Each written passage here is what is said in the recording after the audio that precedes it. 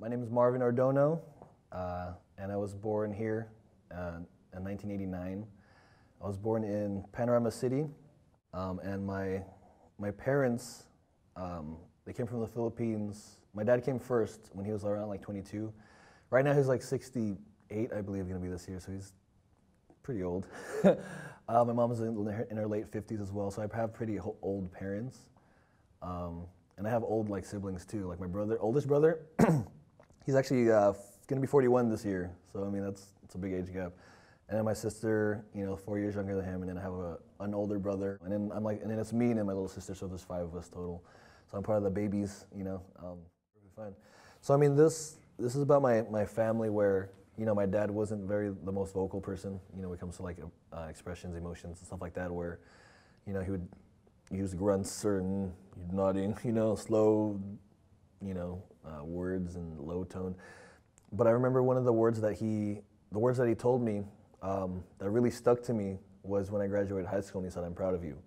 And and that was like, oh my gosh, like fireworks kind of just exploded when that happened, and I was just like, wow, thank you, Dad, And so like because of that, and I was wondering why, like, why is it so hard for my dad to communicate? Just understanding his story where, he grew up with like a group of 10 siblings all together. He was the second to oldest, the oldest man. So, he was basically the second in line when it comes to being the man of the house. And, his parents, this was back in the day, Philippines, hardcore, like, in the provinces. His parents, my grandparents, they did the same thing to him. Like they didn't, they was just kind of like, you need to take care of everyone, take care of everything. Make sure you do this, do that, and all that stuff, and I knew that it wasn't expressed to him as well. That whole thing of just like communicating that love to people, and it was hard for him. So it helped me to understand my dad, because like my dad's way of communication would be like, like the negative reinforcement, where it's like, you'll never do it, you won't do it, like a challenge, in his mind. And so to some people it worked, me it didn't, And I was just really trying to understand, like, why does he speak like this? And, obviously my mom's on the other side where she's more like open, the whole mother thing. But I was really trying to understand my dad, because I would find out myself, just looking at myself, like I would have the same problems, communicating things and stuff to just family. I don't know why it was so hard, but I really had to think, like, how can I change that? I don't want to, I don't want to keep that going, because, like, dude, I just wanted to hear my dad say, like, I love you once, or like.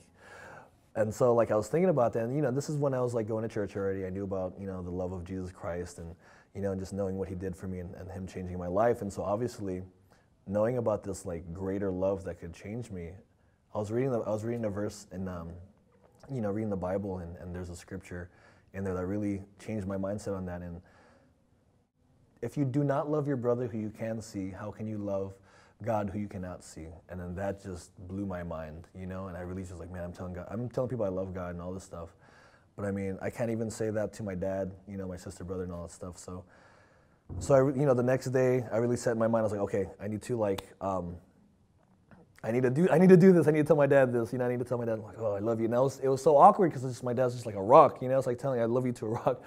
I was leaving, and I was like, talking about, hey, Daddy, what's up? How you doing? And I was leaving to somewhere because I knew that was a perfect opportunity for me to just say it and then leave. So it won't be like, okay, I did it already.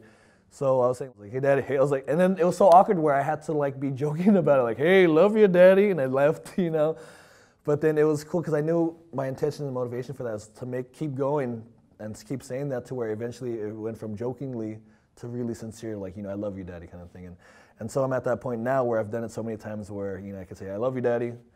But my dad still can't say it back. He's like, oh, me too, But it's progress. It was such wonderful progress. It was wonderful, thing to just even hear him say me too. That I'm just like, oh, that's so much better than saying I'm proud of you. It's like cool. And so that's my story with my dad.